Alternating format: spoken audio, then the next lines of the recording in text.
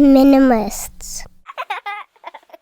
Ray, do you feel aspects of the minimalist aesthetic creeping are into trendy clothing? If yes, how so? So is minimalist style creeping into the trendy No, I thing? think it's moving more away from that. It was trendy for a while, but now But I look at like Kanye West and like the minimalist house, and that seems like very trendy to me. There's a few brands that do it, like Jerry Lorenzo at Fear of God kind of does that, where like his Essentials line, which is basically like very subdued type text and stuff. I think that's probably got minimalist vibes. Or Scott Disick has a clothing line that's basically blank t-shirts and hoodies.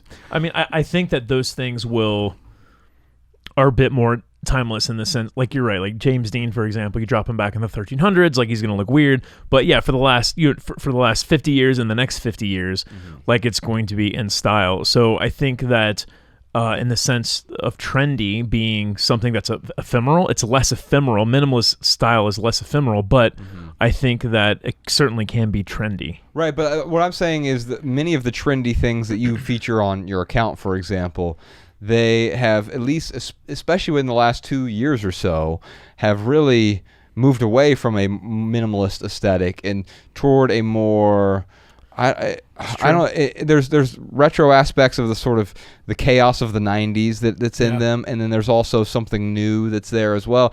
But it's a lot of colors, it's a lot of text in weird places, and it's not minimalist the same way that I think of, like Kanye West's mansion is a minimalist mansion. It's very intentional. I actually look at it as timeless. So I don't see that as being trendy. Yeah, I don't know, man. It's weird. Yeah, because there are very minimalist houses in Los Angeles in general that were built back in the 50s, 60s, 70s. Yes. That mid-mod type. Yeah, feel. Exactly. That totally look trendy, but it's been trendy though for the last 50 years. That's the trendy coming back in a way, right? Yeah, maybe. Which is actually our last question from Shaldo. Why do we see some clothing trends come back into style? Well, I mean, I think hopefully the charitable view is we look to the past and say, let's carry forward the things that we would get value order some from. True Religion jeans on Amazon. So the mid-century modern is a good example of that. In mid-century modern homes, like that aesthetic became fashionable again, and thus it did lend to a particular trend, especially in the teens, specifically of the last decade. And we saw it, and people started selling it. West Elm had their mid-century modern whatever, but we see this in clothes as well. And there's some sort of infinite regressive loop because the things that came back into style, like the 80s came back into style for a few years.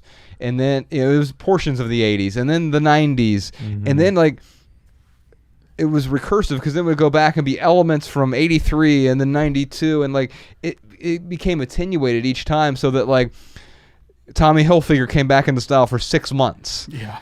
Whereas in the 90s, when Ryan and I were in high school, it was in style all of high school. Like Tommy Hilfiger was trendy all of the time we were in high school. Then it came back for 6 months, and then it's gone again. Yeah. That has something to do with our access to immediate media, right? I think so. Yeah. Yeah. I mean, I think, but it's also influenced by the word you hate. I think influencers. I mean, people that are seen as icons definitely drive some of that. The people that, I mean, like, I keep talking about Justin Bieber. I'm not obsessed with Justin Bieber, but he's just very prevalent in this whole culture. Like, he started wearing those dumpy pants that like have a super low crotch or whatever. I don't know what those are called, but people started wearing those really unattractive type pants. But when people like that start to wear things, they get to dictate kind of what the culture sees as fashionable. Yeah. And it's nothing sinister, or it's nothing like, I don't think, planned, but it is driven by our access to those type of people that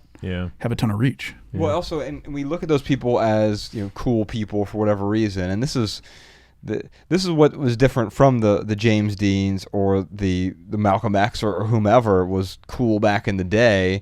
There wasn't a shortcut to be cool like them. Yeah, you couldn't put on the white shirt and jeans and be James Dean, and it would look silly.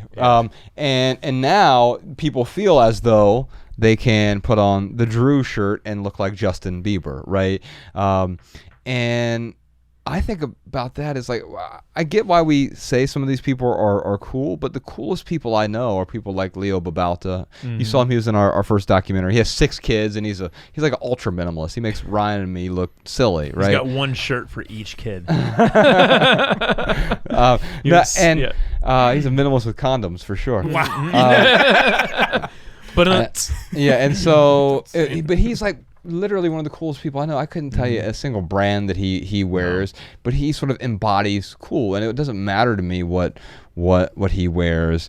There's no shortcut to be like Leo Babauta. I mean, the most direct path is to meditate for an hour a day and shave your head. Yeah, write daily and to be silent most of the time. Isn't it interesting how some of those people just, it seems like naturally they're just cooler than everyone else. Yeah, what is that? Like, I want to tap into that. Yeah. Although, I mean, Justin Bieber is, I get it. I've been in a sauna with him before. He was the only other person there. I walk in this room, I'm like, that sure looks like, that's just, and like, we're the only 2 people at the Russian bathhouse, which is not far from here. And he does a few things really well. He's really good at hiding. Like, even in plain sight, he's able to hide really well. And unfortunately, like you said, he couldn't just go to a church in Arkansas or wherever because he would be mobbed. And so there's quite the burden there as well. And so I think there's an extra layer of cool that we assign to someone like that because they're forced to, I don't know, to learn these weird sort of tactics in order just to be semi-human. They're not human to us because they're not treated like your average human being. Yeah. And it's got to be a difficult life. I wouldn't wish that on anyone. Yeah.